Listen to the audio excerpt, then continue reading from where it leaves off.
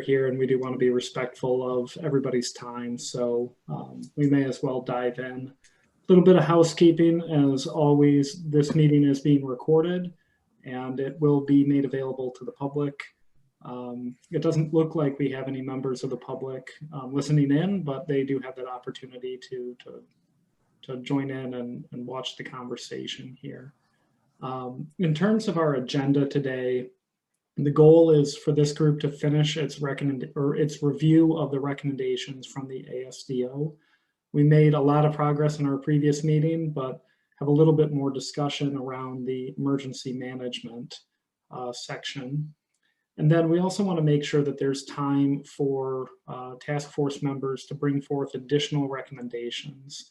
And so we sent out a template in Excel that we would ask members, to the extent that they can, to fill out that template and use that as the means to bring forth recommendations. And then finally, and not added to the agenda here, as we were talking through next steps on our end, is we would like to see if there's a panel member who would like to volunteer to report out to the broader group on the conversations that we've had when we do return for the next full task force meeting. So with that, I'll go ahead and share my screen and we can dive right back into the recommendations.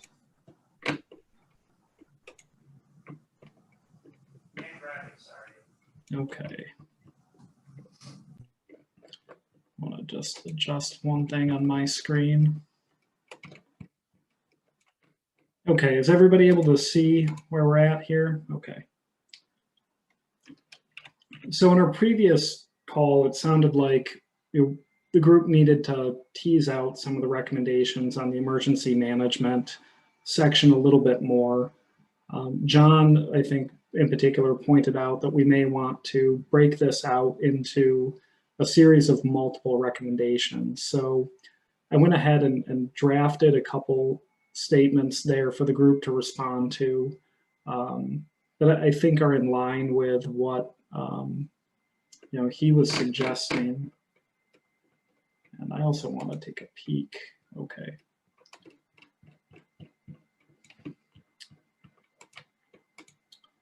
So if I'm tracking well with the comments here from John and others, was that step one, the state should clarify roles and responsibilities as it relates to dam management and dam ownership, particularly in instances when there is an emergency, and clarifying instances when there are absentee dam owners or those who may lack the resources or willingness to act, and to create a general response plan, and then work more directly with local emergency managers to develop localized plans that are a little bit more specific to the circumstances of any individual system or project. And so I think that's what we've clarified here in the language. And I think we've just opened it up for discussion and reactions here to what we've shared. And these materials are also available in the email that we sent out the other day.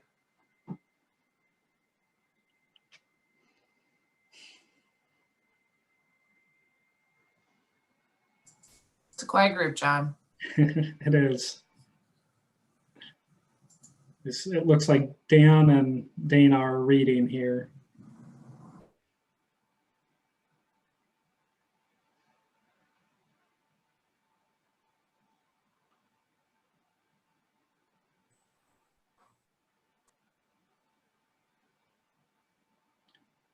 Maybe Dan, Devon, or Luke, if I could call on you to get a reaction here to what we put together. Do you think this captures the spirit of the conversation and something that would be effective and still helpful for the dam safety program from your perspective? I think this meets the intent of the recommendation. And I think it clarifies, there was a lot of overlap, right? Where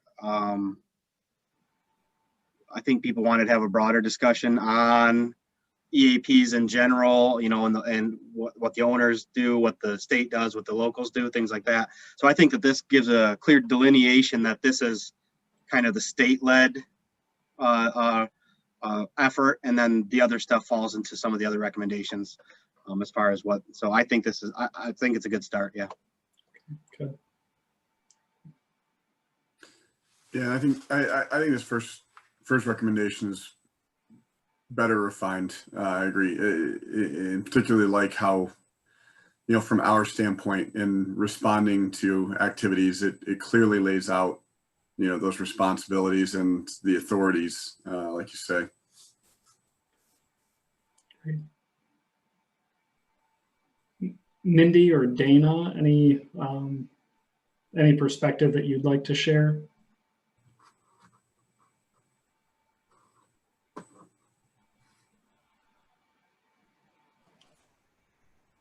Nothing to add from me. I agree that it reads well. I think the breakouts are appropriate based on my understanding of how it would work. I agree too. Okay, great. Well, we won't belabor this anymore then, and we can kind of keep moving forward with the conversation. So turning then to recommendations 15B, I think at our previous meeting, this was kind of a relatively simple one, that the EAP should be reviewed annually for significant changes. I get the sense that this wouldn't be too high of a bar, too high of a review, but just check to make sure that, you know, nothing significant has changed in terms of the contact information or the populations. So is everybody comfortable here with advancing this recommendation as written? Yes. All right. John, this is Mario. I have a question to Luke regarding the inundation maps to be included in the EAP. Is that to be discussed in this committee or a different committee? I believe this would probably be the most appropriate committee, because that we're tackling those issues. Because I didn't see any recommendation to have the inundation maps included in the EAP before. So what Mario's alluding to is that right now we have the option in the rules that says you provide, the owner must develop an EAP with adequate mapping that shows the impacted areas or a list of impacted properties. And sometimes, you know, that opens the door for some you know, lower level analyses to develop that. You know, it might not be real, it might not be encompassing, it might be over conservative. Whereas if, you know, if there's a kind of more defined process with, you know, dam breach analyses to develop mapping and then overlay those maps with, you know, with property boundaries and things like that, you can get a more accurate area that would be impacted. But yeah, so right now the rules have the flexibility in the owner, and that kind of does open the door for one, that they don't always match, you know, they're not the same format, and two, that sometimes the level of effort that goes into developing that is not appropriate. And also having the inundation maps, Luke, you give the local units of government to regulate the occupation of that area. Correct. Adopting ordinances. Okay. I agree that the maps are a much better tool, but I think the maps with the list are the best combination. You know, should be a map. No, I agree. You should have both. Yep. Okay. So tying that then back to the ASDO recommendations, would that align with 15D there, the standardized EAP format? Is that encompassing of updates that are necessary? I think it would probably be in addition to that, that item, that it would state that including dam breach analyses and flood inundation mapping. Right.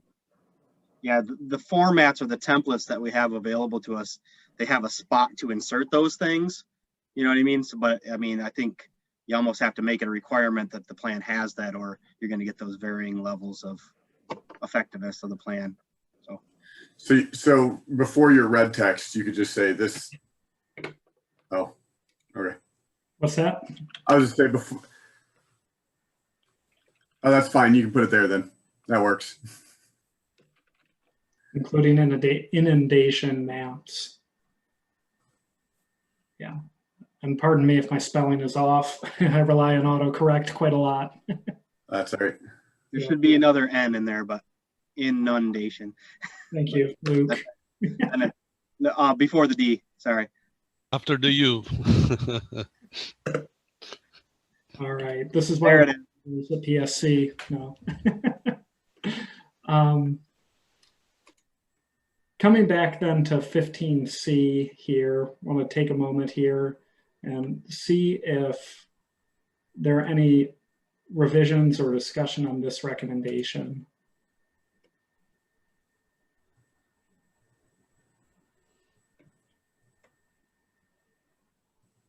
So again, similar to 15B, annual touch point here to make sure that there have been no significant changes that would warrant more significant revisions to any plans. So I would propose here that we mark this as same as reporting out, unless anyone would like to raise their hand and suggest that revision should be made. And it looks like we have Abby and John here joining as well. So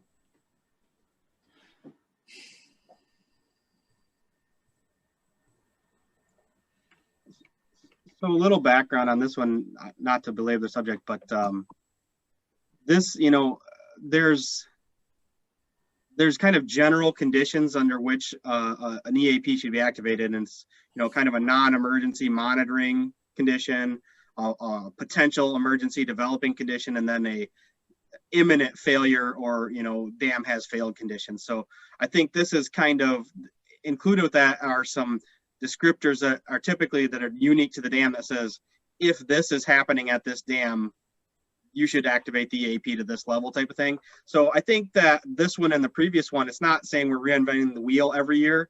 It's just reviewing to see if the plan is still adequate or if there's been any changes that need to be included in the update. So I don't see this as a heavy lift. I think it's a no-brainer that obviously if there's a condition that's arisen that would warrant activation of the EAP that wasn't previously included in the plan, it should be included with the plan. So great.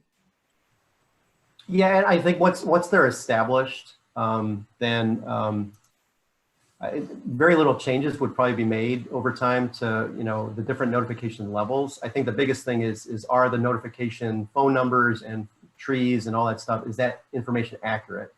And so, you know, I am a strong proponent of exercising that once a year because things change, you know, for a variety of reasons, and you want to make sure that people are going to answer the phone and get the information when the emergency happens and not find out you've got an out-of-date list. So yeah, fully support.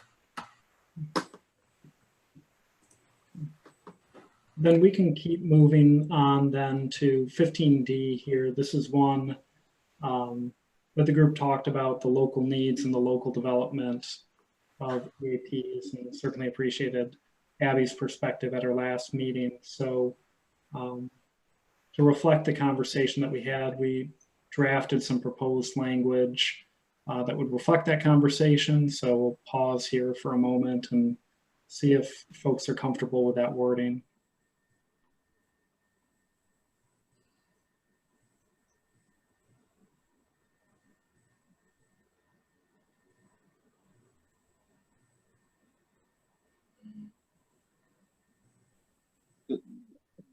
the only thing that I would recommend for consideration is the last line.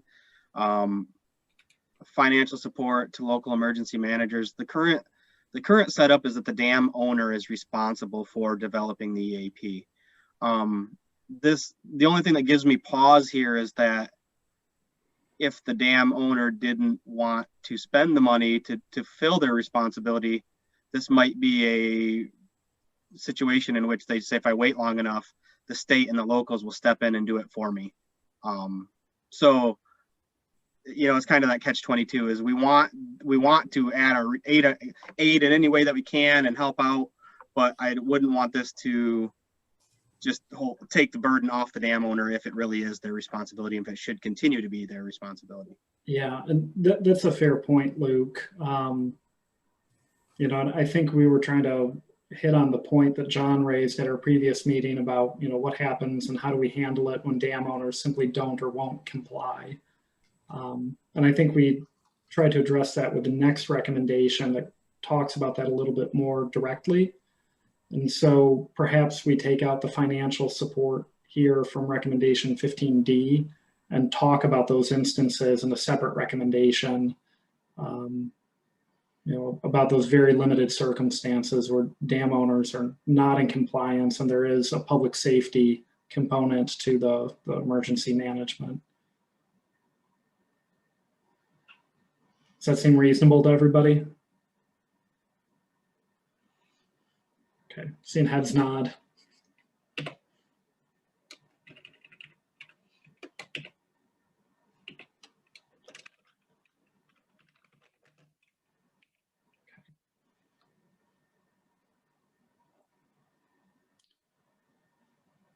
So moving on then, if folks are comfortable with 15D to what I named 15D-1, and that gets to that point here that, you know, in instances where dam owners lack the resources or do not comply, local emergency managers should be provided the resources to develop the EAPs.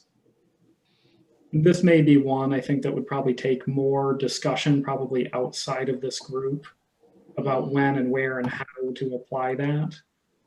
But it seemed like this was a sticky issue that, you know, on one hand, you don't want to, you know, perhaps create incentive for dam owners to not do the right thing, you know, if the state is going to provide resources, but at the same rate, recognizing that there may be real public safety concerns and needs, and a need for a plan regardless of the action and activity of the dam owner. Also, one thing that should be clear where the sources of funds should be. I don't think it should be fair to come from the dam safety fund or budget. So that's need to be discussed.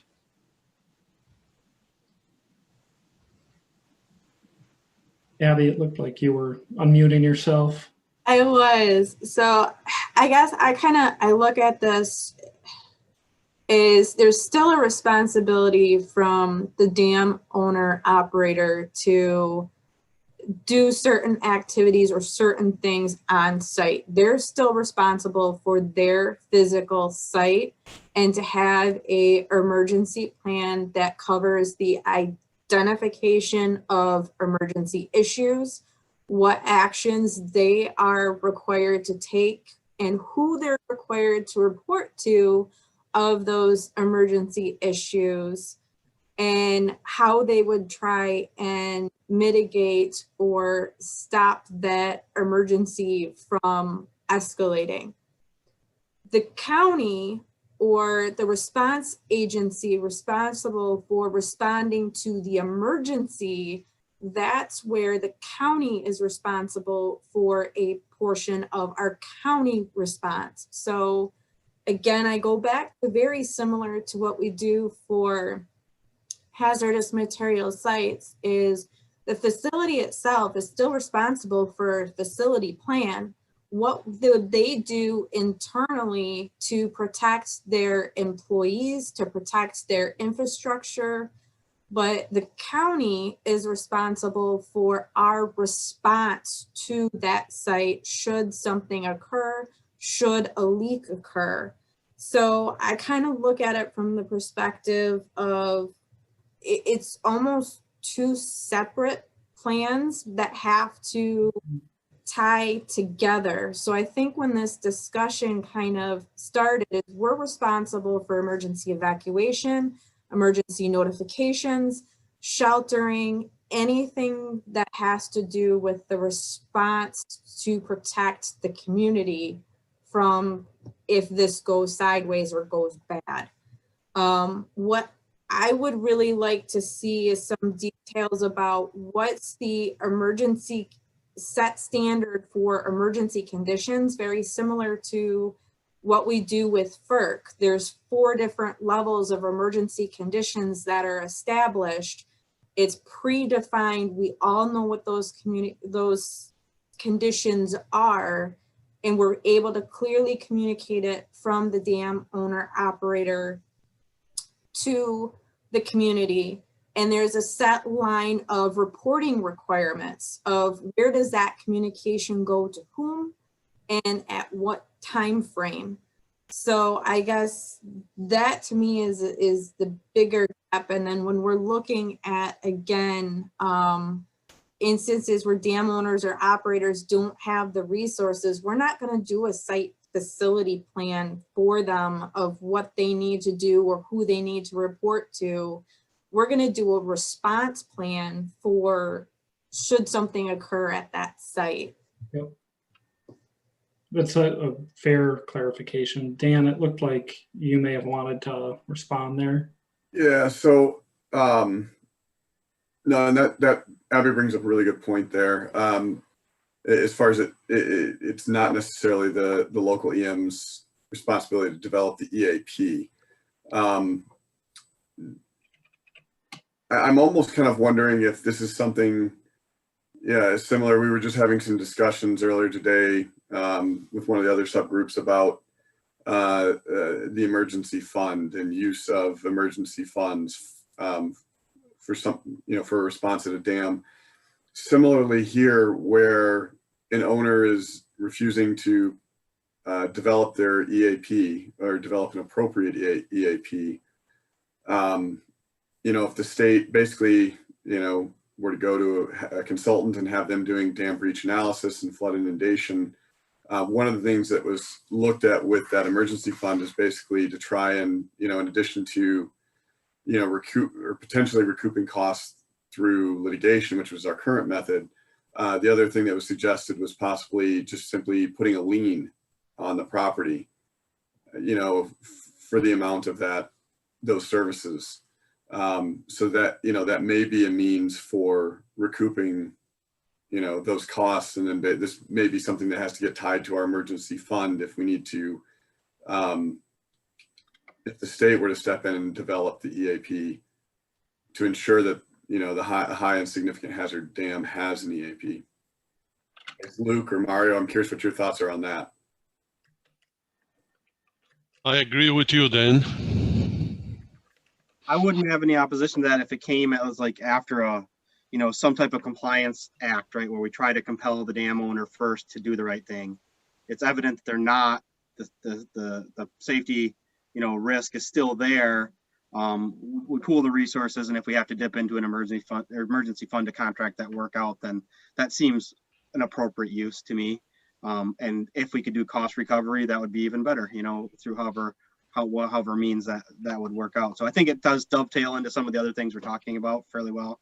The one thing I would say too, and we've worked with Abby and actually Jen Boyer before she was with Midland County, was in Genesee County, where, the dam owner was Flint in one case and then White Cloud in the other. The EAPs weren't great. We took what we had, pooled our resources, and came up with something better, So it can be done. It just does take a lot of, Abby knows those resources. The only reason we got it done in Flint is because Jen had an intern, that she could say, for the next 2 weeks, you're going to update and digitize this EAP, and we'll feed you all the pieces and parts as we can. So I think it can be done. We have, demonstrated that can be done where we can pool our resources, but that is a big time and resources. So if we had the ability to tap into some funds, to help with that would make a lot of sense. And also, Luke, you should be able to find them if they do not have the EAPs done.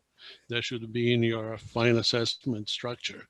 Yeah, and with that, Mario, too, I guess, kind of the thing that, even when we were talking earlier today about the emergency fund, that we just want to be cognizant of or cautious about is making sure that we're not creating an avenue where an owner could potentially look at it and say, well, I'm just going to stand back until the state steps in and uses their funds to take care of this issue for me. There needs to be something that still ties that back to the owner so that there is that responsibility there. Yep. And I think that we have the authority under statute and rule to impose penalties for non-compliance with 315 because of inadequate or untimely submittal of an EAP. So I think that we probably already have the authority to do that, but I would just say we should go down that enforcement path ahead of, you know, just doing it for them, and seek cost recovery and fines as appropriate. So then based on that, we can change the wording here to say to develop a response plan rather than the EAP. Draw a good distinction here between those. And then note that funding should be provided through the emergency fund. Do we want to make it clear here that there should be fines or fees in instances where the dam owners are non-compliance? Or Luke, it sounded like that was already clear in existing statute. So Luke, you're muted. I guess I wanted to first point out, or kind of ask the question. I guess Abby had brought up, you know, that distinction between the response plan and the EAP. The EAP is something, you know, that we require as part of our statute, that they have an emergency action plan. So that's what tells the owner, if I see these conditions, I'm notifying these people. The response plan is the emergency manager side of things, where the, you know, the local units of government are saying, okay, we've been notified, therefore we're taking these actions. So I think those are two separate things. What Luke and I were talking about, and requiring the owner to develop, and if they don't, you know, and after we go through, you know, compliance and enforcement, we were to develop and do a lien or penalties or whatever, that would be on the EAP, not on the response.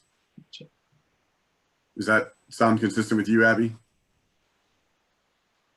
Yes, I think, you know, with one of the biggest hurdles with the EAP is probably those smaller dams or municipal structures that might not have the capability or resources to be able to get those inundation maps. And I think those inundation maps are extremely important. So to have a process where we can collaboratively work together to address some of those situations where they don't have the resources, but that's something that's critical for us from the response plan. We need that to know what that looks like in the case of a breach. So yeah, I think that is an accurate assessment. I would just add, so my recommendation for the language is before in instances, I would say something like following compliance action by the department. If the owner is unable or unwilling to comply, then we do this. And then I would just, yeah, that distinction that Dan made is an important one. The emergency action plan is the notification process, identification of the dam emergency notification process. There is a requirement in law and statute that those are developed in coordination with the county emergency managers so that they dovetail into the county's emergency response plan. So once the owner basically has said there's an emergency at the dam, these are the expected impacts, that's kind of where the county's authority and responsibilities take over. But yeah, they need all that information that Abby just said, you know, to be able to do that. And so that's why, you know, the emphasis needs to be put on the coordination during the development and updating, such that everybody knows what their roles and responsibilities are. That's great. So are we then, just to close the conversation here, is everyone comfortable then with the wording as we have it here? Where does this funding through the emergency fund come in? Yeah, that's a good question, John. I was going to jump on that before we approved it. So that I think came out of a statement I had made about if the state were to step in and complete and, you know, develop an EAP, develop the inundation mapping, and do that because of the negligence of an owner, we would fund that through our emergency fund. But that's separate. That basically is I mean, at that point, that really is an enforcement action. That's not necessarily just an EAP issue. So I think we need to probably pull that sentence out. I think as far as providing resources, that's something where we would be looking at some of these other funding opportunities that have been discussed, like, you know, the high hazard dam loan program or whatever. I can't remember the different funding programs that were recommended, but I think those would probably be better avenues for consideration. Okay, because I just continue to go back to 15A2. If you are the owner of a dam, there are responsibilities, there are requirements. You need to be able to get the resources you need to meet the requirements to have, I guess for lack of a better term, the license to own and operate that dam. And to me, that's the route that you go down, because Abby's 100% right. You have to rely on the owner to notify people that they've got a problem with their structure or their dam. And so as you continue down that path, if you don't have adequate EAPs, then that's a, you know, a finding, that's an enforcement issue that would need to be escalated up and lean on that owner to do what is required to own the dam, and that the state be real clear, you know, that here's what you need to have. Now, if you follow that train down where you have an owner that doesn't have the resources, really shouldn't own that dam, then what do we do in those cases? You know, you can try to sell the dam. You know, if I decide that the costs are too high for me, I don't want to be in this business anymore, you can try to sell it, right? But some mechanism that forces getting a qualified owner in charge of that dam. And I don't know that having the state take over dams, kind of eminent domain kind of things, is anything we want to even entertain. But that's the thorny problem here, is we've got to have qualified and responsible owners for dams that pose a safety risk to citizens of Michigan. And that may be, you know, prompting some folks to get out of the dam ownership business, no pun intended, and have the appropriate mechanisms to bring that about. Because if you don't have qualified and responsible owners, it just sets up this cascading problem of, well, then what do you do? You know, just like any business that has safety requirements and refuses to follow the established MIOSHA laws or anything, you would, you know, ultimately suspend their license or put them out of business, right? The problem with dams is that you can't just walk away. You have to address that back end. Somebody has to own them, or you remove them, or something to resolve that inherent issue that it still represents a safety risk, whether you have a qualified owner or not. Yeah, that's all great points, John. So before you joined here, we also reviewed the recommendations here to 15A, where we tried to break it out following the conversation that we had at our previous meeting. I think it was hit on, maybe confusing my groups here. And I think you spoke about it in a different group, or here we are, I'm sorry. Under emergency management, the new recommendation that the state should develop criteria and recommendations for dam ownership, and reflecting that point here that you've made. Yeah. All I'm suggesting is that in that recommendation that we may want to elaborate more what those requirements should address, what those criteria and requirements should. You need adequate financial resources to meet your obligations. You know, you need to be able to do your job. Yeah.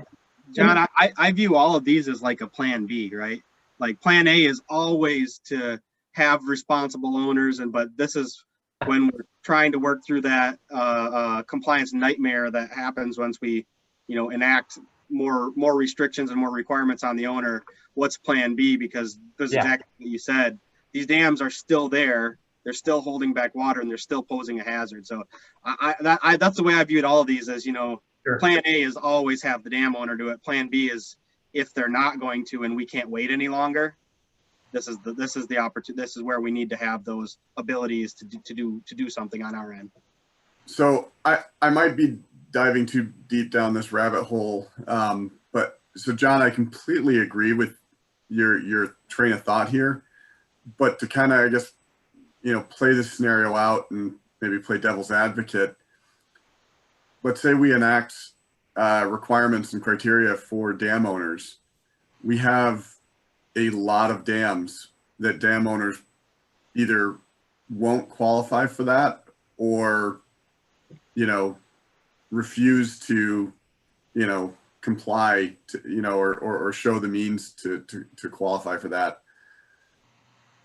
How does that play out then? Right, exactly. And that's what I'm suggesting in the additional detail here. I think we need to recommend that it go all the way through how you address unqualified irresponsible owners, because the safety risk is there. Mm-hmm. And our response, we're addressing dam safety in this task force. And so we need to provide a recommendation that prompts resolution through addressing unqualified irresponsible owners. And what do you do next? Maybe we won't be able to resolve it here, but we have to put that, in my opinion, we have to put that issue on the table and not be naive to think that just by increasing the requirements, we're going to get magical compliance from everybody, knowing that there's really no funding, mechanism in many cases for these dam owners. So then you get into the, do you assess the people that derive the benefit from the dams? What are the assessment rules? In my work with the Four Lakes Task Force, that's a lot of what they're dealing with right now, and how do they pay for the restoration efforts that they're looking at. And so I think we need to put that full train of thought to, this recommendation needs to go far enough to address the what ifs. And like I said, I don't know that the state of Michigan wants to be in the position of taking over ownership of these dams, thinking that that's a larger pool of resources to be able to address what an individual citizen owner can't do. But if that's not an option worth considering, I think we need to figure it out. And that may be further, John, than this group can get today in fleshing out all those different requirements. But if folks are comfortable here, we can acknowledge that it's an issue that will take more work, and I added some additional language here. So let's develop the criteria and the recommendations and requirements, for dam ownership, and identify that path forward for dams owned by entities deemed ineligible. Yeah, I don't want to derail us today, John, so I'll just pose this question because I don't know the answer. Are there any other situations where the state, where you have an entity that owns a business or owns something that poses a risk, they have requirements to meet to address that risk to the public, and the state has a mechanism to address those that don't comply? I don't know if there's any other parallels or examples where the state already has that figured out.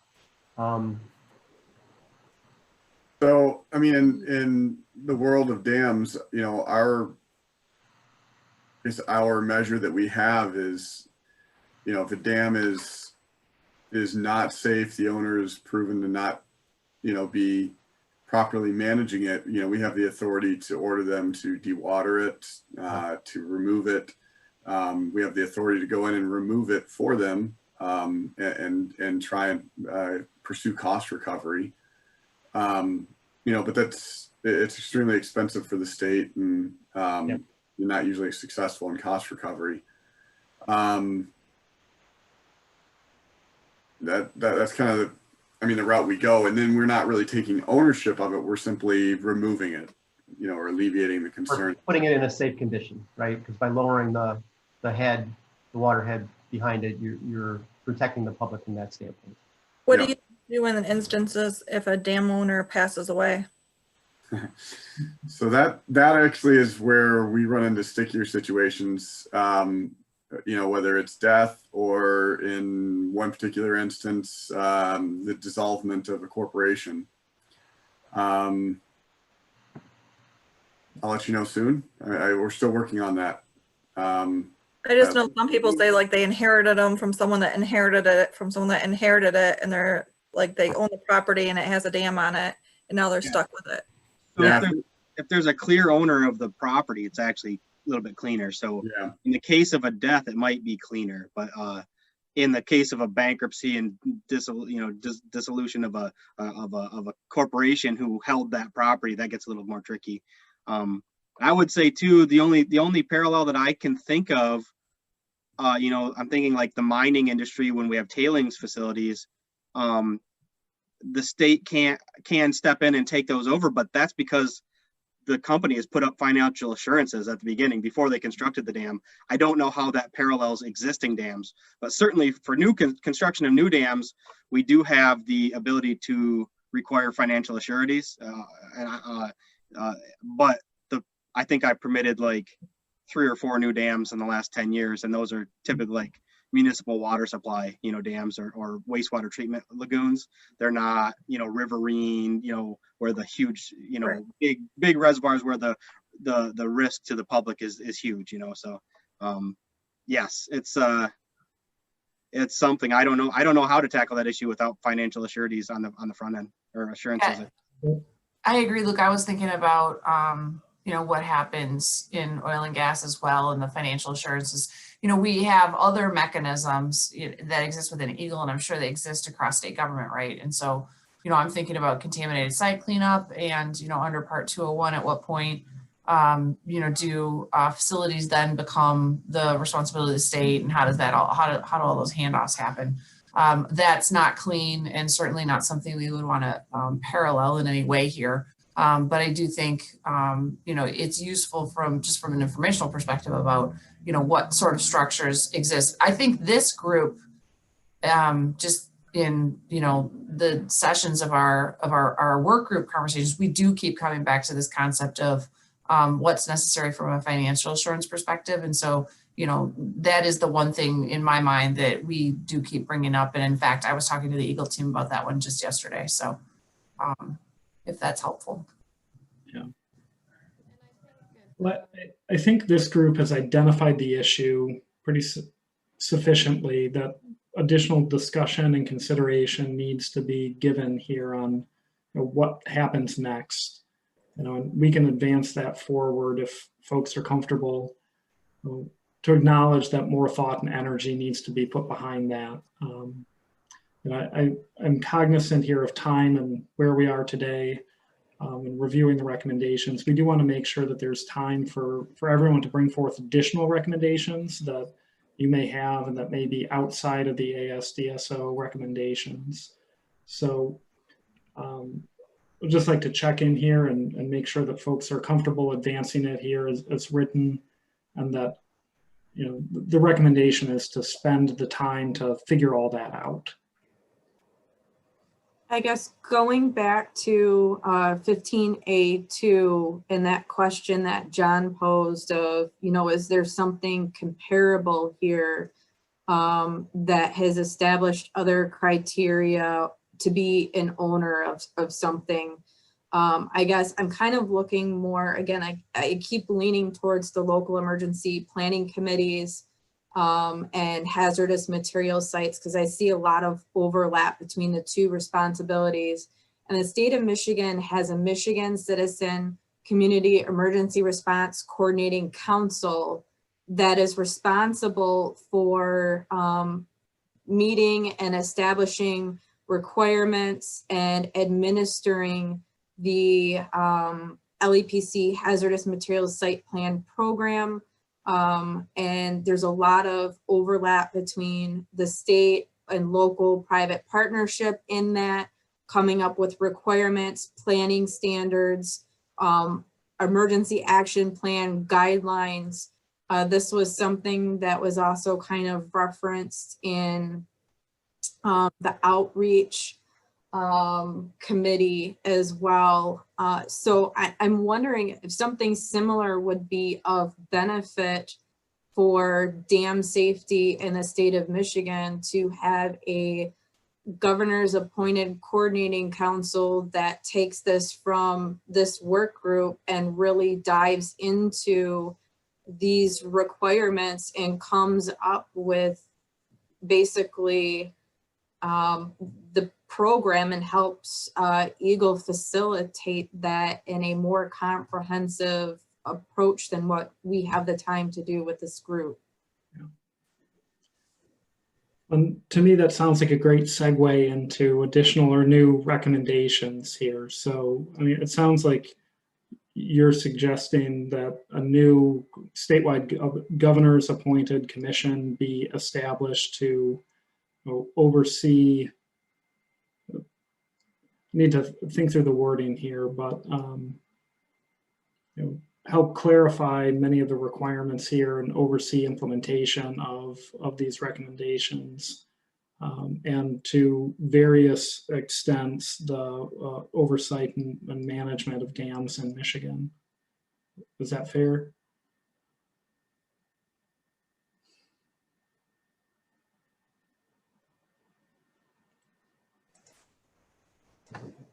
So create a new commission appointed by the governor that would oversee or provide guidance on the management of dams in Michigan.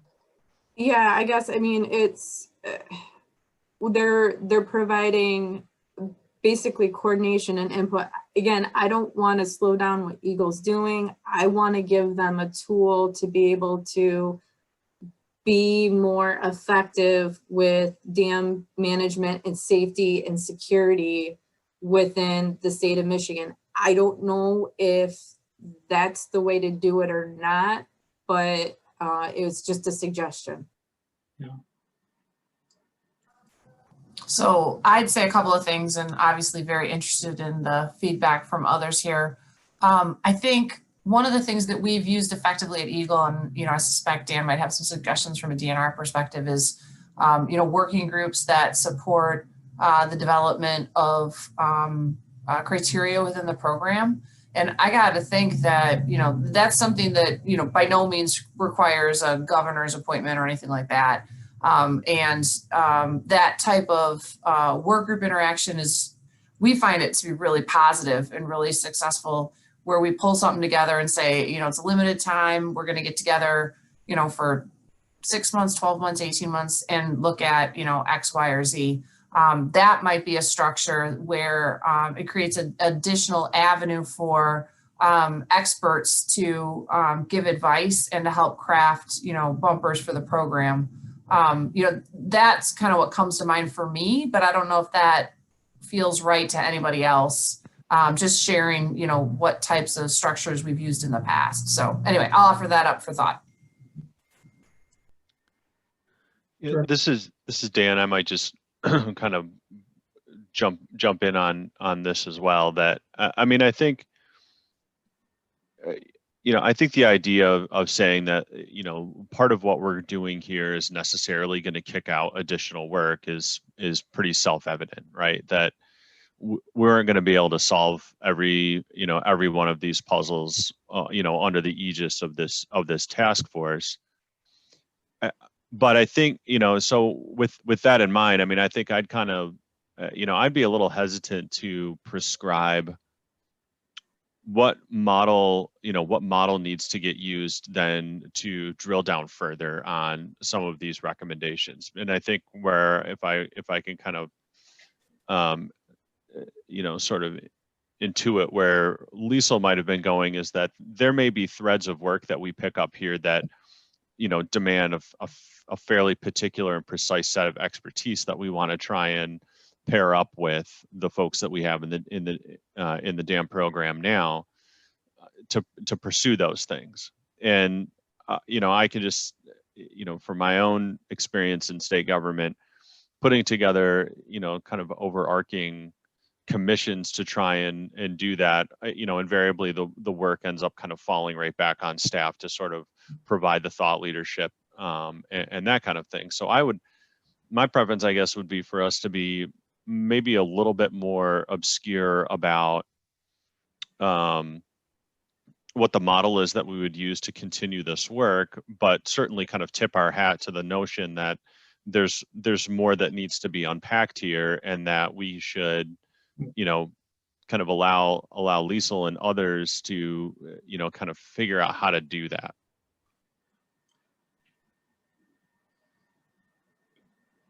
That all makes sense, Director Eichinger and Clark there. So, I think in previous conversations with this and other groups, it seemed almost self-evident that stakeholders would be engaged, members of the regulated community would be engaged, moving forward. But we could add a recommendation that says the Dam Safety Task Force recommends implementation of all these recommendations, in consultation with relevant stakeholders or something to that extent.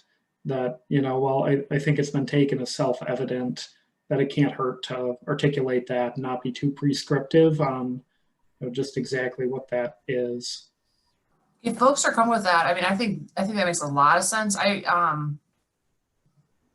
want to make sure that there's a lot of back and forth engagement on these topics, ongoing for sure. And so, if this group wants to reiterate that, I think, I would fully support that. I completely agree with not being too prescriptive on the means or methods to move forward with these. And I'm a little more simplistic. Maybe I'm naive. I think Eagle has an organization that's responsible for dam safety. Of course, there's some staffing questions and issues that have been brought up by ASDSO. I think if we get the requirements right for what a dam owner operator is required to do, and get that in either a statute or a regulation that has some teeth behind it, then because I think about the 240-ish dams that represent some level of risk to citizens of Michigan, then we can start marching down the road of who's in compliance with the new requirements or not. And given that many of these dams are old, and when you took ownership of it, you didn't have to meet certain requirements, and people will probably justifiably say, well, you're imposing new requirements on me now after the fact, and I didn't know that when I took ownership of this dam. Then it's a different problem to resolve. And so if there isn't, people will probably fight us in court, and they'll say you can't do that, and government overreach, all that kind of stuff. But I think if we focus on what are the right set of requirements of a dam owner, and let Liesl and Dan and others figure out how do we move forward with either a regulation or proceed with legislation on enacting that, given that it's probably more or additional requirements than what are in place right now.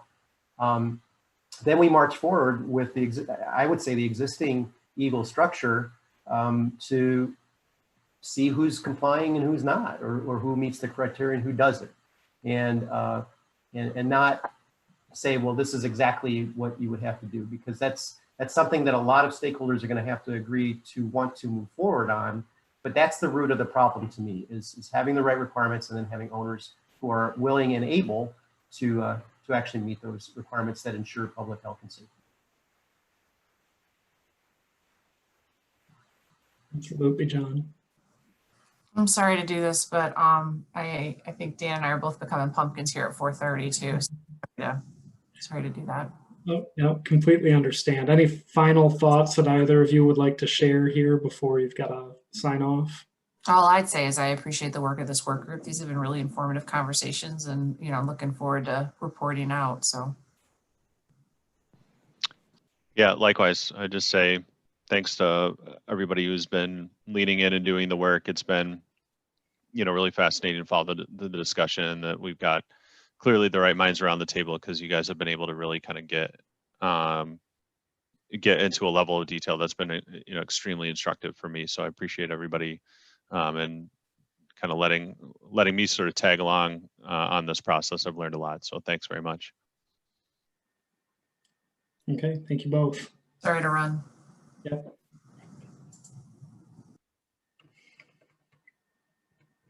Okay.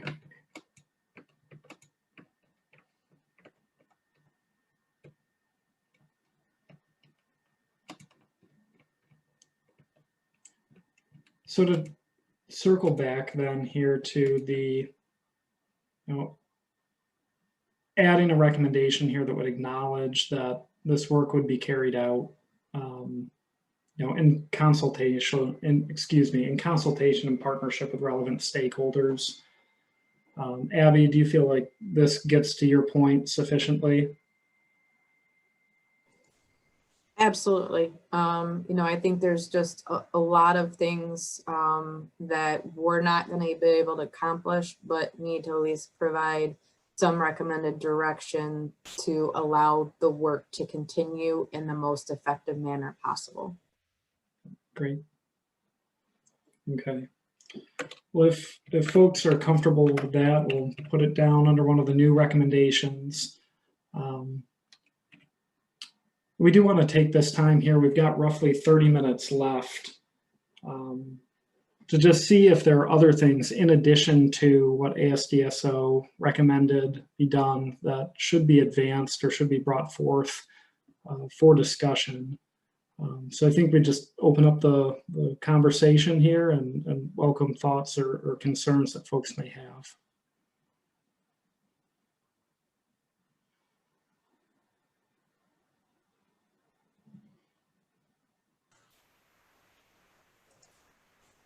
I guess a couple of things from an emergency response perspective that I've seen as gaps, and I just don't know where they fit, but I would like it captured, is that there's no mechanism right now for the dams, if they're not a high or significant hazard dam, to report to the local community what their contact information is. So even like our low hazard dams, I know the location of where they're at. I don't have any contact information with those owners. If there's an emergency that occurs at the dam, they don't know how to get a hold of me, and I don't know how to get a hold of them. It would be nice to have at least some baseline recommendation that all dam owners, operators update at least their contact information with the locals in the state on an annual basis. I think that's something that's easy to do, and it at least establishes that open line of communication. I would also like to see, there is no requirement right now within any of the legislation that I can see, or even listed as a requirement underneath the emergency action plan component of the legislation, that there is a set requirement of reporting. When do you need to report? How soon do you need to report, and who do you need to report to if these type of emergency conditions take place? I think that's important for all levels of dams, regardless of their risk. And then even for the locals, who do you report that up to at the state? So again, I don't know if it's a component of some of the discussions that we've had, but that emergency notification piece under what conditions and that contact information, I think applies to all dam owners and operators, and not just those that are required to have an emergency plan template. Luke or Dan, could you speak to the existing reporting requirements for some of the low hazard dams? Yeah, so on low hazard, I mean, a dam owner is required to report to the dam safety program if, something happens, because it would be, a failure is technically a violation of state law, because it's an unpermitted drawdown, it's unpermitted release, so there's a lot of things that, so they're supposed to report to the dam safety program. I'd have to look through the regs to see if it's specifically spelled out, but it's a understanding. But when there isn't an emergency action plan, as Abby alluded to, for low hazard potential dams, it might not even be on their radar, right? And even with folks that do have emergency action plans, sometimes we don't find out in a timely manner. So I really like the idea of putting some time constraints, like within however many hours you should be contacting the dam safety program and your local emergency manager, even if it's a low hazard potential dam. Not because maybe there needs to be a huge response from the department or the locals, but there's certainly a bunch of phone calls that are going to start coming in and inquiries and things like that. So I think I would wholeheartedly support some type of time limit on when a dam emergency must be reported to the state and locals for sure. And Abby, to speak towards, you know, like ownership contact information, I'm optimistic or hopeful that, you know, in the coming year or years, as we're updating our dams database and switching to new platforms, that we're going to have better capabilities for being able to share pertinent information with the appropriate various agencies. And certainly emergency management community is one of those that we want to be able to more readily be able to share information with, such that you guys are informed and we're able to coordinate better. So just to piggyback real quick, is something I had a thought of, and then we switched topics a little bit, was I was going to talk about that a little bit, but currently we only get updated owner information when we have contact with the owner. And unless the owner is compliant and up to date on inspection reports and things like that, or even sometimes there's 5 years between those that things change, right? When property sales happen and things like that, you know, so I like this idea of just annual providing up to date contact information too. You know, it's similar to you're reviewing your EAP, you know, if you have one, you're providing updated contact information to the DSP and to the locals. I mean, because then once we do have this updated database where we're able to publish or share that information a lot quicker, we'll also be able to ensure that it is actually up to date and correct, so that when you do pick up the phone, it's the right person at the other end of the line.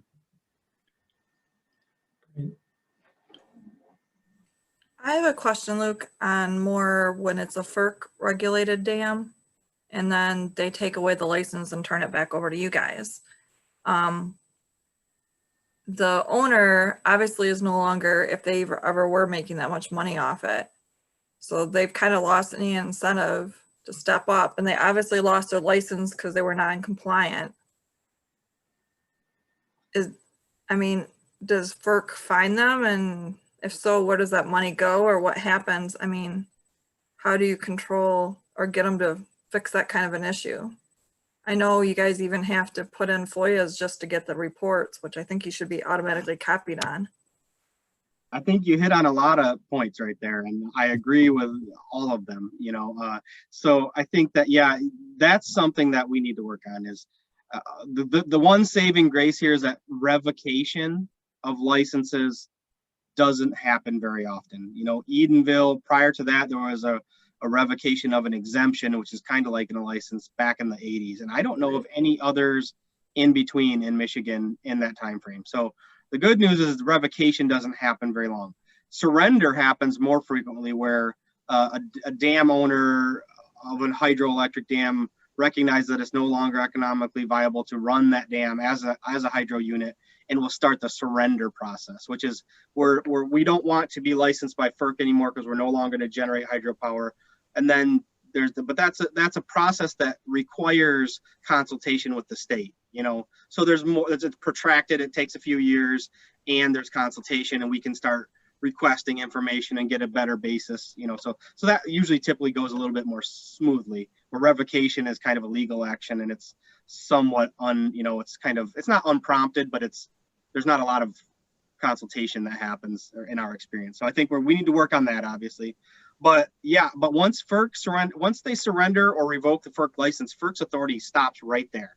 So they no longer have the authority to tell the dam owner anything after that regarding the safety of the dam. So, but they can fine or penalize, or in their order revoking the license or accepting the surrender, can tell the dam owner they have to do X, Y, and Z in order for that, you know what I mean? And in that, and my understanding is that can include full removal of the dam if that's what FERC deems necessary to protect, you know, the safety. So I think that's a really good point. I think it's something that needs to be expanded on with FERC, figuring out this transition of jurisdiction. Yeah, I think when FERC lets go of a dam, they should automatically drop all files into your lab if they're no longer.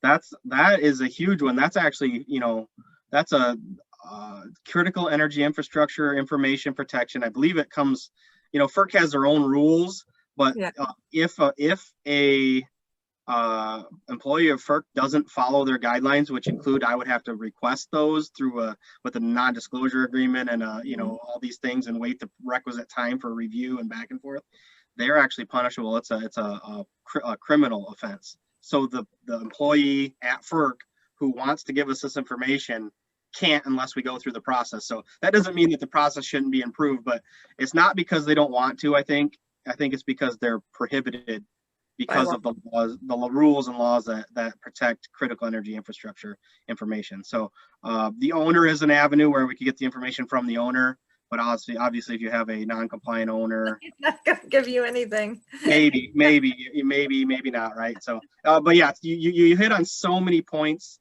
that need to be further expanded and worked out, that probably a task force on those probably is warranted at some point. But yeah, I agree 100%.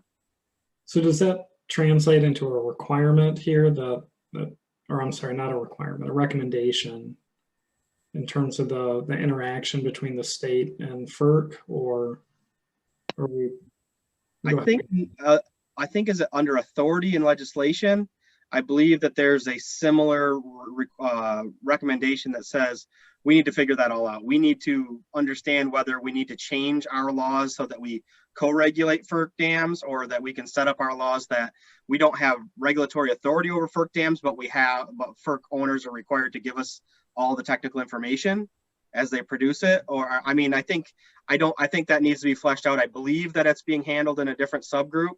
But certainly, you know, maybe it's worth checking into if, you know, any of those points that Mindy just brought up are not specifically covered. They should be introduced either here or there, you know, as another issue that the task force should explore. Okay. No, that's great background. If another group is working on that, then yeah.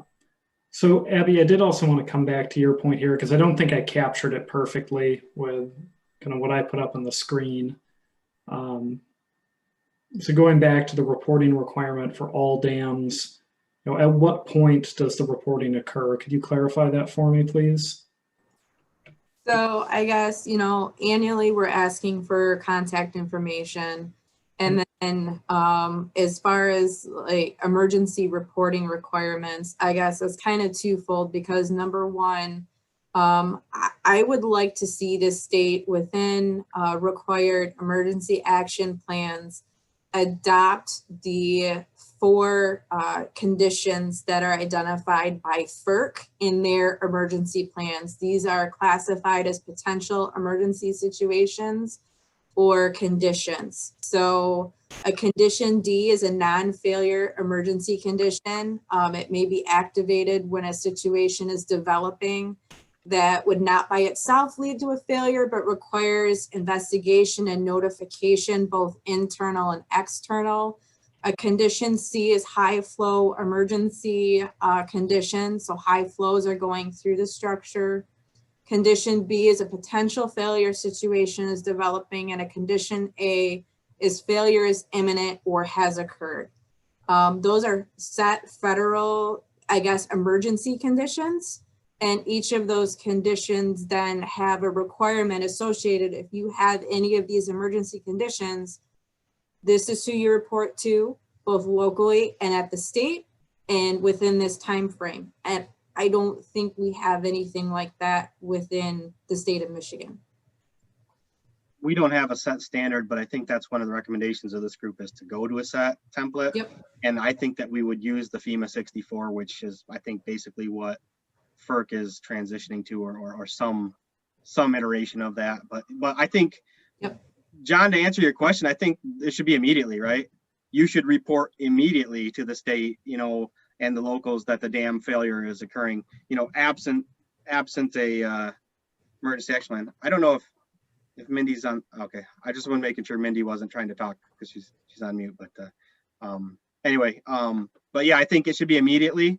I think, you know, if you put 24 hours in there, the dam failure could have already passed and be long gone, and so it's not of any value. So I think immediately should be the language, you know, or within 2 hours or within 1 hour of noticing, you know, something like that. But immediately would be my suggestion.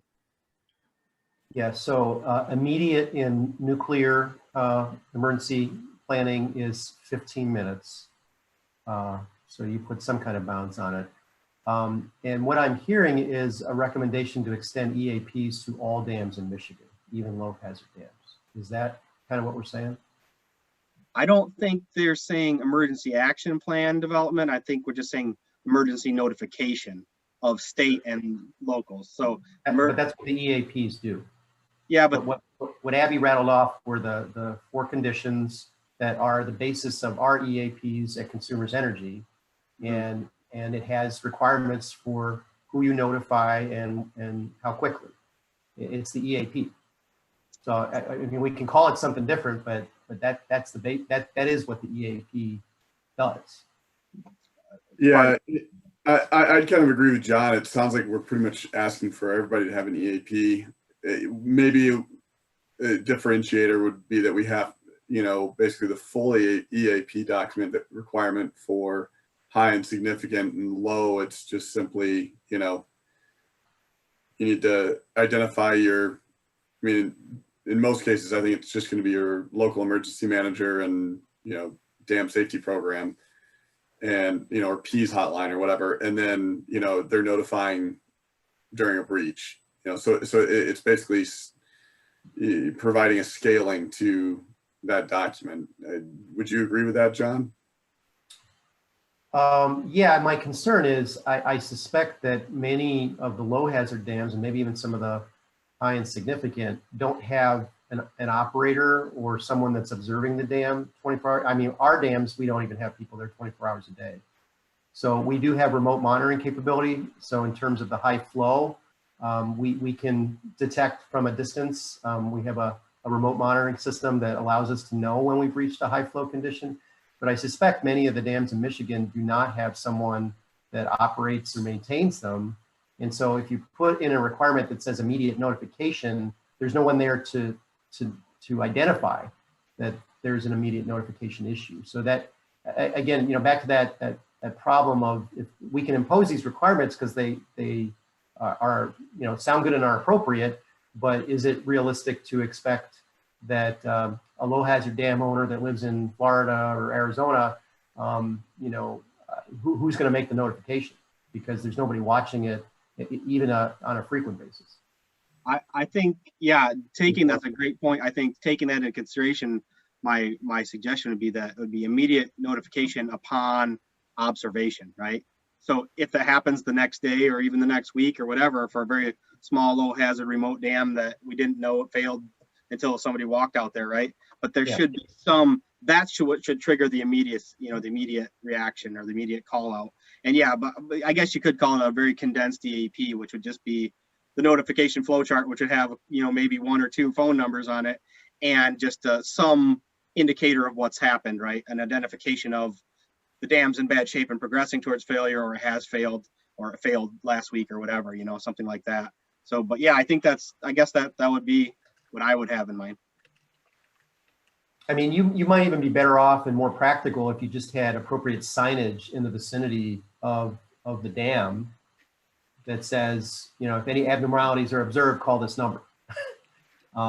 Because more than likely the imminent failure or the abnormal condition would be identified by a resident that lives nearby, lives in the area, and giving them instruction of what to do upon their notification. Now you're relying on them caring and being willing to dial the phone, but that may give us more prompt input and notification, relying on those that are in the local area and giving them some clear instructions through signage of if you see something, say something, and here's the number you call to say something, kind of thing. Yeah, and it sounds like what Abby is suggesting is that there's benefit here to knowing when there are problems at dams, even at a low hazard. It seems like everyone is in agreement with that. How far that goes, and I see the point here and understand what you're saying about the not going so far as developing a full EAP for some of those low hazard dams. So in terms of a recommendation to advance, could we simply say the state should establish emergency reporting requirements for all dams, including low hazard dams, and perhaps recognize that that should be a scaled down version from a full EAP. And just kind of leave it there and recognize that additional work is going to need to be done. Is that something folks can live with? Sure. I like it.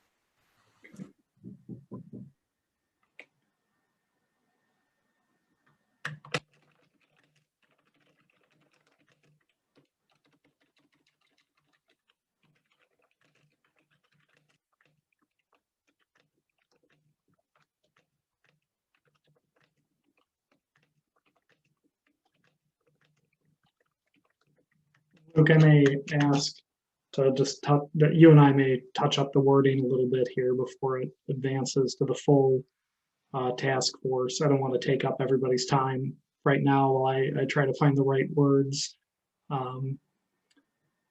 So we've got 10 minutes left here. One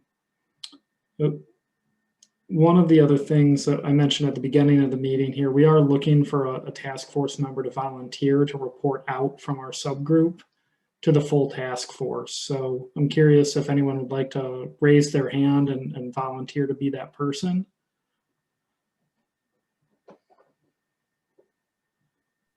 Or we could draft people. No. We volunteer Lisa or Dan because they had to leave early, right? Is that what happens when you leave a meeting early? I don't feel I have the authority to do that, Luke.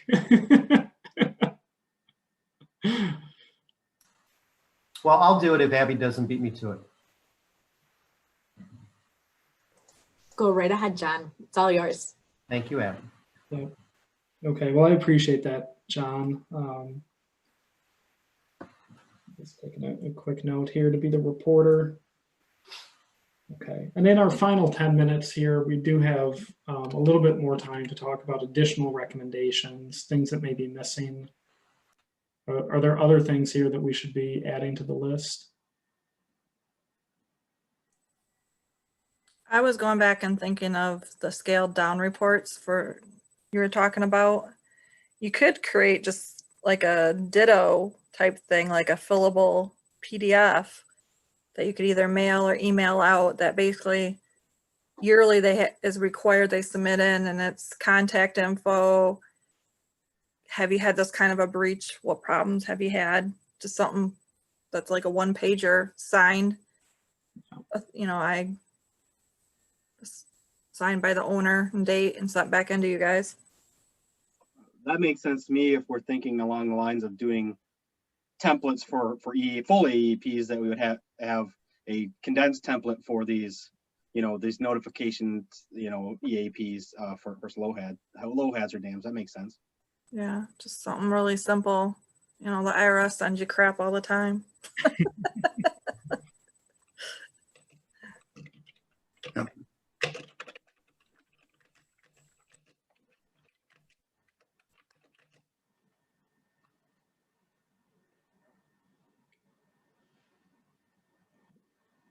So other additions that should be made to the recommendations from ASDSO?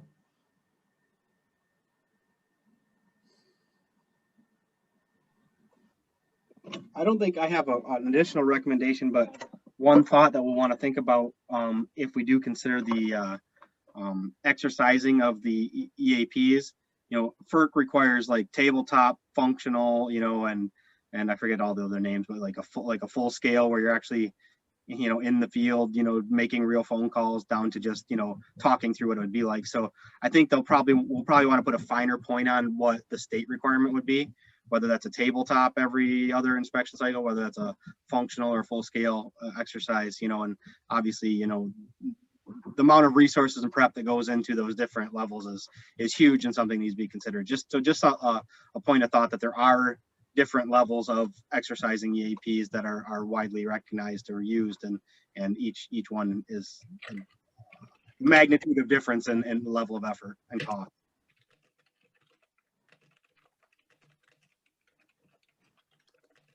I think my initial thought to that would be to kick that out to a group in the future, that as we're clarifying, you know, the extent and the scope of these, that would be one component of it. And it looks like we have a visitor to our meeting. No, I've been listening. I turned my camera on because I just wanted to, when we put the subgroups together and lumped the topics, there were a few things that had come up in previous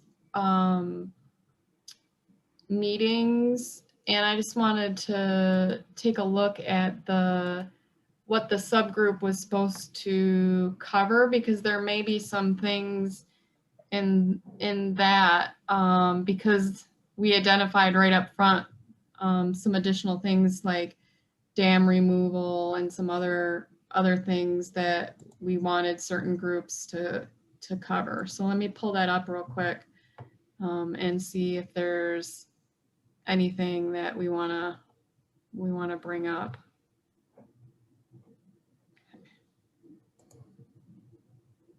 But you can keep talking. I wanted to give you a heads up. I was going to do that. Okay, appreciate that, Amy. Yep. So we were just noticing your visitor, Luke. So I have a lot of those visitors. They're my assistants. They assist me in getting less work done. Okay,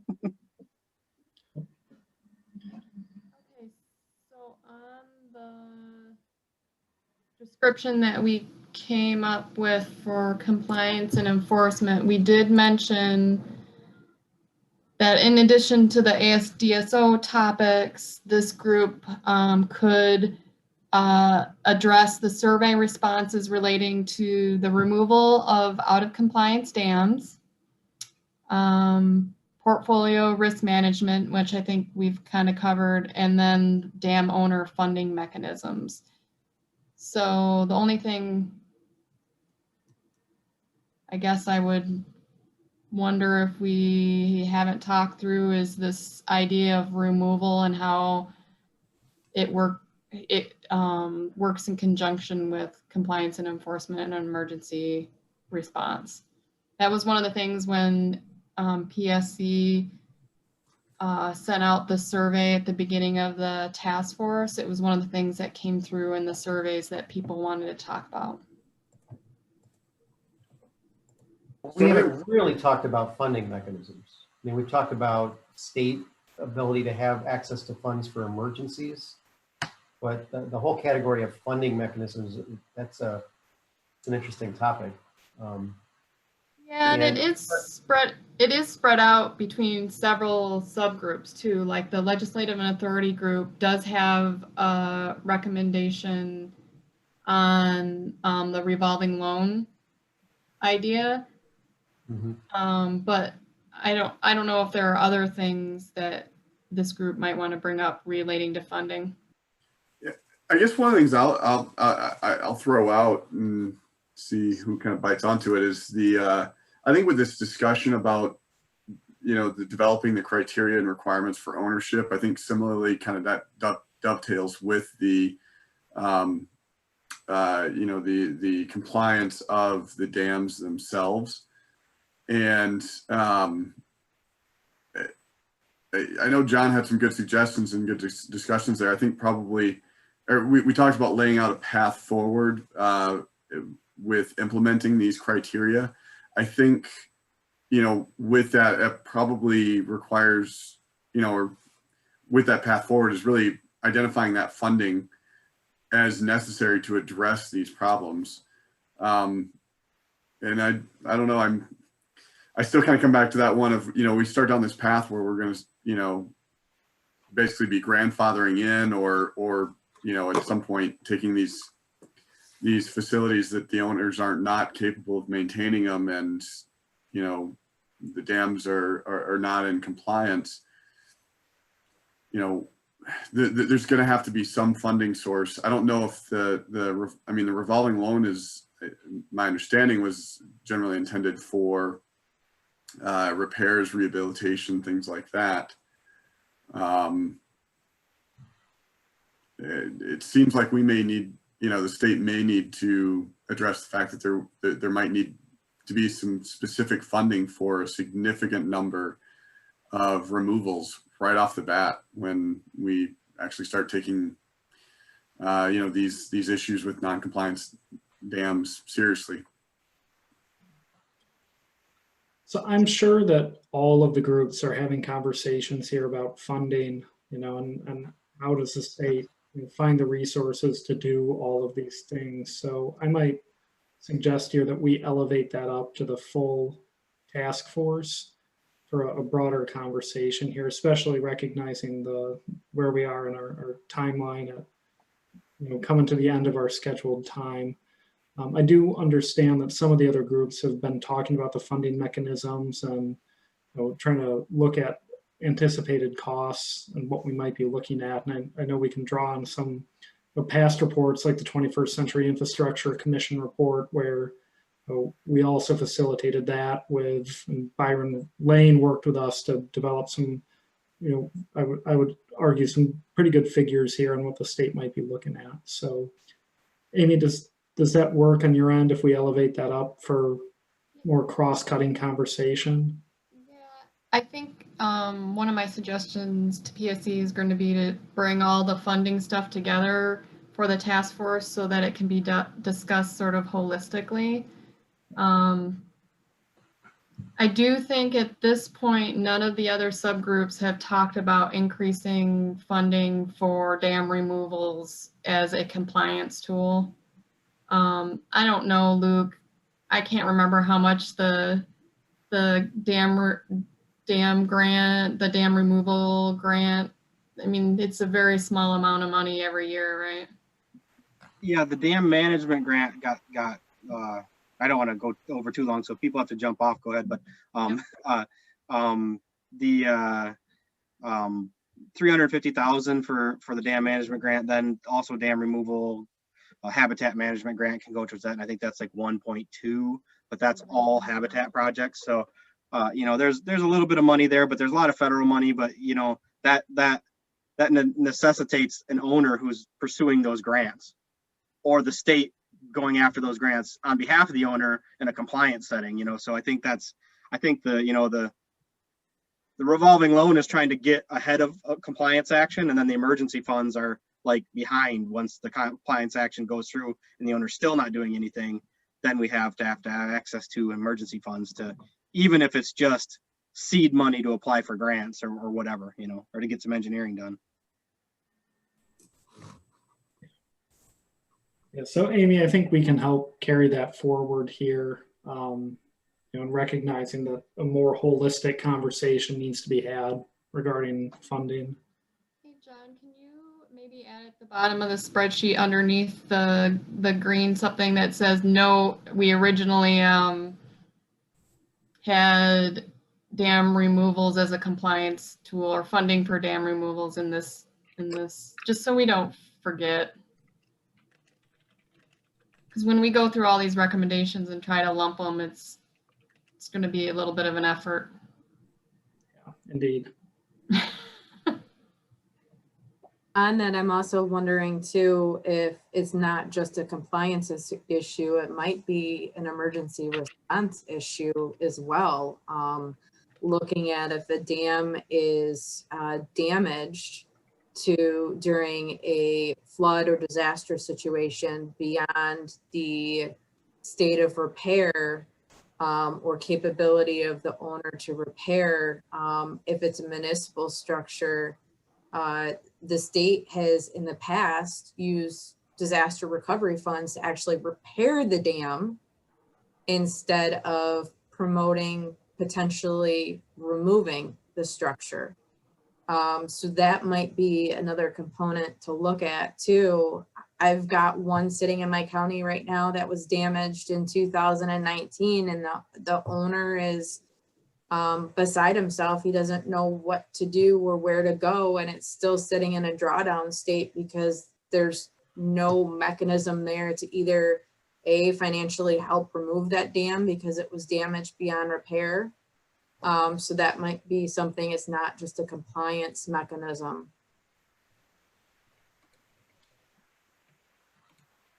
We need to talk about that one, by the way. I got to reach out and we need to get a status update. So it's a low hazard. Thank you, everyone. I've got to drop off now. Sure. Thank you, John. Okay. Well, Amy, I know the PSC team and the Eagle staff are going to regroup later on in the week here. So we should continue this conversation then. Sounds good to me. Great. So, well, I do want to thank everybody for going through these work group sessions. I know it can be a little bit getting into the weeds and the nitty gritty and talking through all of these. So do appreciate everybody sticking with it and all the great conversation that we've had. Thanks, everyone.